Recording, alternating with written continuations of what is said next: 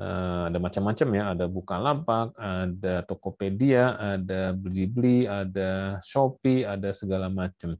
Dan di pandemi seperti ini sangat-sangat membantu ya.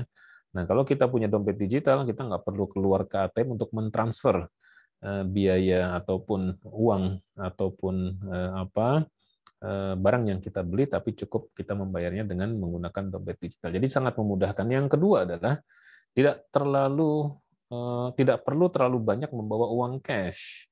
Ya, kalau kita pergi-pergi bawa uang cash ini riskan. Tapi kalau kita bawa handphone, ya, ini cukup. Ya. Tapi ada satu syaratnya, ada saldonya. Ya, kalau nggak ada saldonya, secanggih apapun handphone nggak bisa. Ya.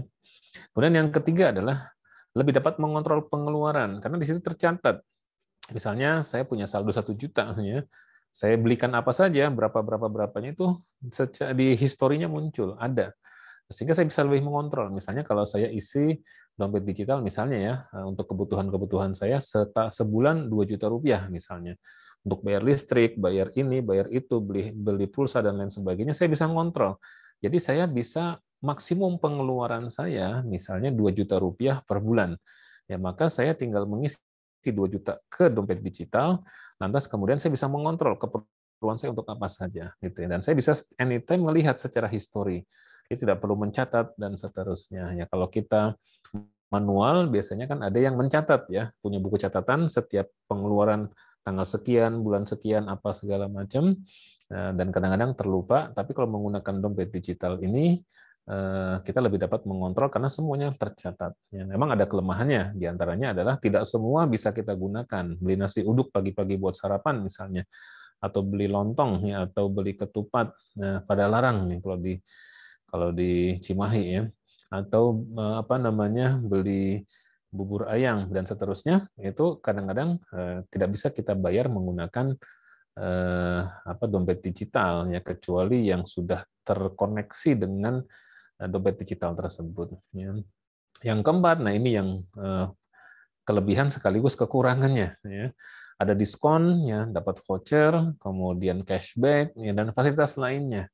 Nah, disinilah titik yang paling banyak menjadi sorotan antara pro dan kontra. Ada yang membolehkan dan tidak membolehkan. Ya. Anda ada di mana? Nanti kita simak ya.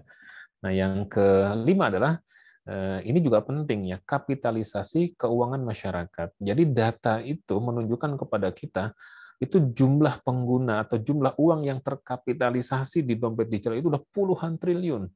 Itu banyak sekali ya, banyak sekali. Dan saya hanya membayangkan begini ya, misalnya kalau ada sebuah organisasi atau lembaga Islami yang kemudian mengkapitalisasi ya, bisa menghimpun dana umat, dana masyarakat ya, sehingga seperti misalnya ya, kita ambil Gojek ya, GoPay. GoPay itu ya, sekarang termasuk yang ratingnya paling tinggi dia, dan dana terhimpun di GoPay itu bisa, saya lupa, 36 triliun atau berapa, sangat banyak ya.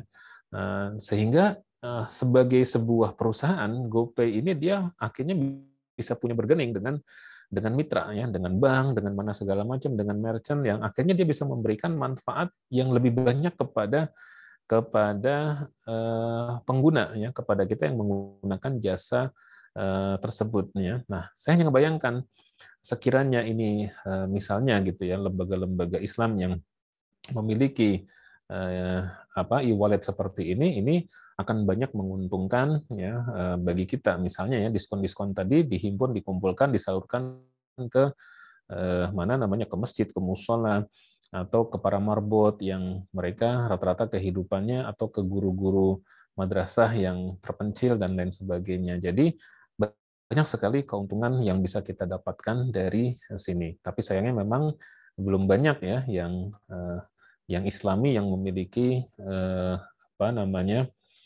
aplikasi dan juga sistem seperti ini. Karena memang mungkin dari sisi permodalan, sistem SDM, dan lain sebagainya yang mungkin masih menjadi PR bagi kita sekalian. Jadi ini manfaatnya banyak, meskipun tidak bisa ditutupi juga ada dampak negatifnya ya. Karena poin yang pertama tadi, kemudahan bertransaksi, kadang-kadang memang terlalu mudah. Sehingga karena terlalu mudah itu akhirnya orang menjadi konsumtif. Ada sebuah penelitian oleh salah seorang dosen di Jakarta, ya, saya lupa dari universitas mana itu, kaum milenial mahasiswa dan yang apa namanya usia-usia muda sebelum nikah di bawah 25 tahun itu yang menggunakan e-wallet itu ternyata 54% itu lebih boros dibandingkan dengan sebelum menggunakan e-wallet.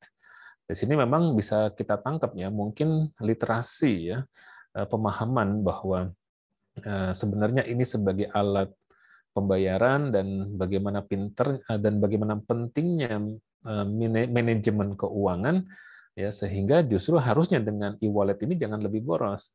Tapi kalau di usia yang sudah berumah tangga ke atas, justru biasanya ini lebih menjadi terkontrol. Jadi memang kadang faktor usia ya, faktor usia itu kalau mungkin masih muda ya, belum punya tanggungan ya, dia ibaratnya memang pengen jajan apa saja gitu. Apalagi dengan kemudahan dia lebih lebih enak untuk jajan ya.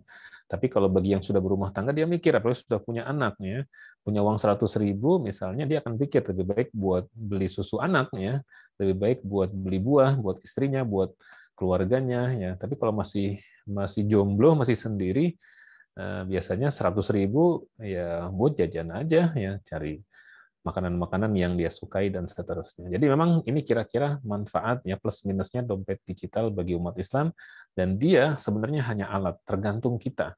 Ya, kedewasaan kita dalam menggunakan ini itu sangat penting.